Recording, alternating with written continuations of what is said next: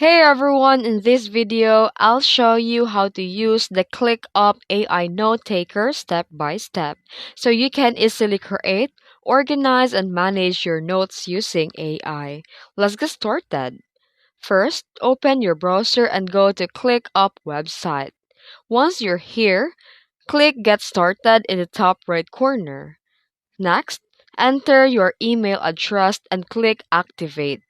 You can also select Continue with Google and choose the Google account that you want to use and click Continue. And after signing in, ClickUp will ask how you plan to use the platform. Choose whether it's for work, personal use, or school. Next, select what you want to manage the ClickUp, such as marketing, operations, support, and other needs.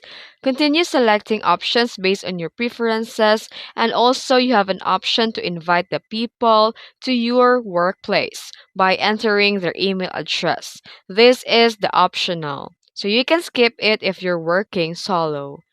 And once you're done, select the remaining options and click Finish. You'll be taken to the ClickUp dashboard. And on the left side, you'll see the main menu with Create option and Tools. To start using the AI Note Taker, click Add Task on the right side and enter your task name or note title and type in any commands or details that you want.